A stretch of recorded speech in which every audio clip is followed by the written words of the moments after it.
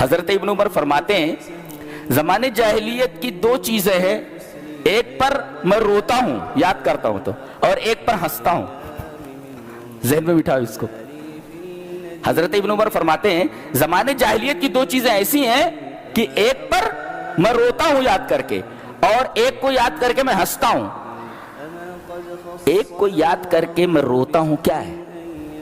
کہتے ہیں کہ وہ بچی اس کا باپ صحرا میں لے گیا، جنگل میں لے گیا ہے، اور زمین کھود رہا ہے اس کو دفن کرنے کے لیے، اور مٹی اس کی داڑھی کے اوپر لگ رہی ہے، بال کے اوپر. تو بچی بڑے پیار سے اپنے باپ کے بالوں سے مٹی جو جھاڑ رہی ہے، اس کی داڑھی سے مٹی کو جھاڑ رہی ہے، اور اسے معلوم نہیں کہ اس کے ساتھ اس کا باپ کیا کرنے والا ہے.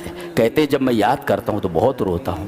اللہ، بہت روتا ہوں. ایک صاحب نے اپنی کئی بچیاں زندہ درگور کی تھی.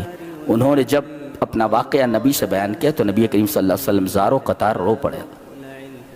اور وہ جہالت آج بھی باقی ہے. اس وقت تو بچی پیدا ہو جاتی تھی، پیدا ہونے کے بعد اسے زندہ درگور کرتے تھے. آج تو باہر ہی نہیں نکلنے دیتے، پیٹ ہی کے اندر اسے مار دیتے ہیں. تو اس زندہ درگور کی ہوئی لڑکی کو اللہ تبارک و تعالیٰ اپنے حضور کھڑا کریں گے اور پوچھیں گے وَإِذَا الْمَوْءُودَةُ سُئِلَتْ بِأَيِّ ذَنبٍ قُتِلَتْ، تجھے کس خطا میں تجھے کس گناہ میں قتل کیا گیا تھا؟ اللہ بتاؤ. رب تعالیٰ اگر براہ راست بچی سے بات کر رہے ہوں تو اللہ کا رحم دیکھیے، اللہ کا انصاف دیکھیے. پھر ظالم کا کیا ہونے والا ہے، اس باپ کا کیا ہونے والا ہے، اندازہ لگائیے.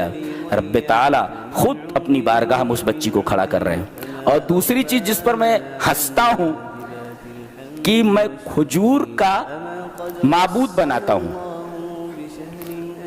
کھجور اس کا حلوہ بھی بنتا ہے نا، تو کھجور کا میں معبود بناتا ہوں کہ یہ میرا معبود ہے. آج مٹی سے بنا رہے، پتھر سے بنا رہے، تو کھجور سے میں معبود بناتا ہوں.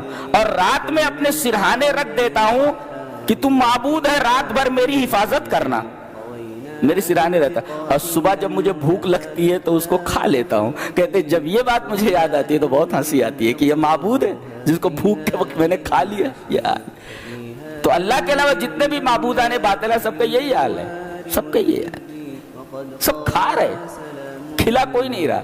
اللہ نے فرمایا سورہ انعام کے اندر کہ حقیقی معبود وہ جو کھلائے، اور حقیقی معبود وہ ہے جو تم کو پلائے. وہ نقلی معبود ہے جو کھائے. آج سارے جتنے معبود ہیں وہ سب کھا رہے ہیں. یہ دلیل ہے اس بات کی وہ سب نقلی ہیں.